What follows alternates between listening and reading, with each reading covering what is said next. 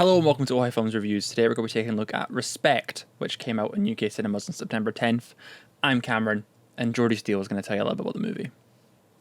Respect is based on the rise of Aretha Franklin. It was directed by Liesl Tommy, who has done episodes of The Walking Dead and Jessica Jones. It was written by Tracy Scott Wilson, who has done episodes of Fosse Verdon and The Americans, and Callie Curry, who created the TV show Nashville.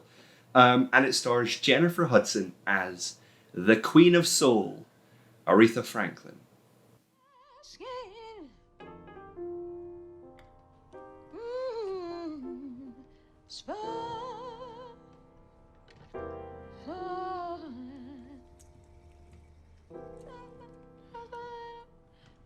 Give me just a little bit. Just a little bit. Just a little bit. Just a little bit. Just a little bit. Just a little bit. Just a little bit. One more time. Just a little bit. Just a little bit. Go a third below, Carolyn. Just a little bit. Yeah. Just a little bit. Yeah. Just a little bit. Yeah. Just a little bit. Just a little bit. Yeah, baby. Just a little bit. Yeah. Just a little bit. Suck it to me. Just suck it to me. The film is pretty much Judy meets Bohemian Rhapsody meets Rocket Man meets all the other biopics about stars who become famous, have an abusive partner, become alcoholics, and then reform. I don't like that every film is just becoming, let's do that film with a different musical star. Although this one does sort of touch on the fact of all the civil rights movements that was going on at that time, but it really doesn't lean into it enough or stay out of it. It always feels like it's about to jump in, but it never does. It feels so safe, which is just so boring, you know? And I think some of the ones you mentioned there, like Rocket Man, which actually does something interesting with like the entire concept of like a biopic of an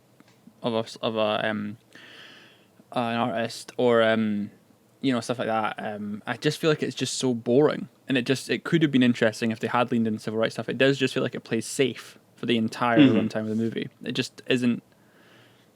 It isn't unique. It just feels very, and it's annoying because it is Aretha Franklin's life, so it sort of doesn't make sense to say, but it feels derivative of everything. You know, it just doesn't. Right. Yeah. Yeah. It's very boring, unfortunately. But that is because we know what's going to happen because it does follow the same formula as all those other films.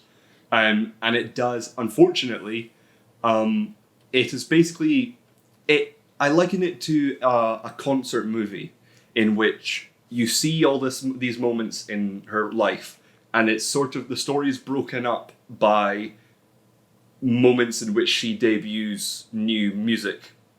And the problem with that, although it's great music, it's the entire song, and it's always very slow, and it feels like it's taking forever to do. They just stand there and sing. They don't do anything. They just stand and sing. She doesn't like. It's not like they're not doing like choreographed. It's not like they're doing like Rocket Man where they're doing an over the top musical sequence, or they're not like being energetic anywhere. It is just her simply just standing and singing. You know what I mean? It's just there's no presence to it at all, I feel.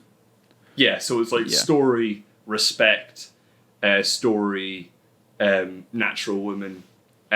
So it always feels like a closing number, because you're like, it's the entire song, it's the big performance. But no, there's like four of them that sort of like headline the or headstone the story.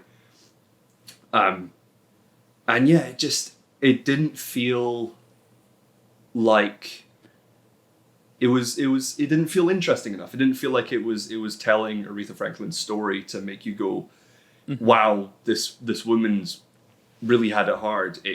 Or was really important. It really just feels like it was going, here's Jennifer Hudson playing Aretha Franklin, look at her sing.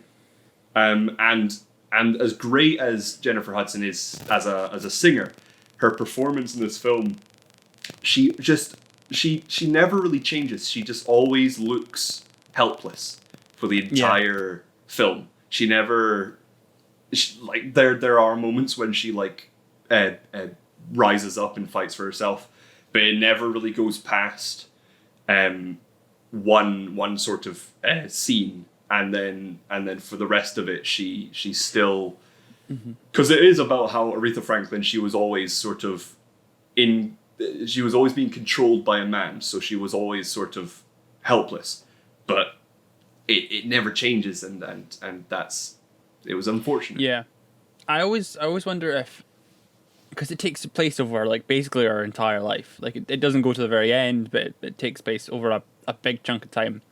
I always wonder if films like this would be better off doing the Judy thing, where they just take a period of their life and just do that little period and just tell the small section of that.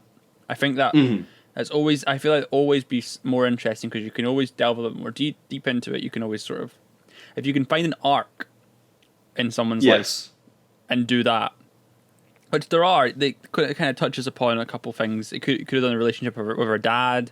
You could have done a relationship. You could have done all that kind of stuff. You could have focused in on one of the things, and I think it feels too broad as well, where it just sort of doesn't sort of, just honing in on something maybe would have made it a little bit more interesting as well.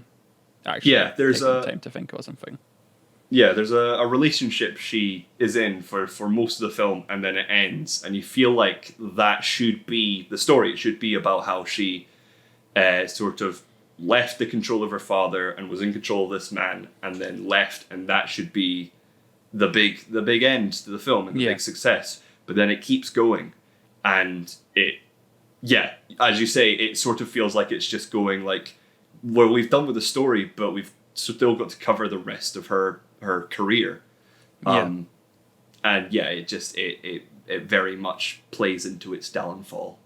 So that is Respect. What did you think of it, though? You can let us know in the comments below. If you're on Facebook, please make sure to like the page and give the video a like. If you're on YouTube, please subscribe and give the video a like. You can follow us on Twitter at OhiFilms. You can follow me on Twitter at CamsOG, and Jordi's at RealJordiSteel.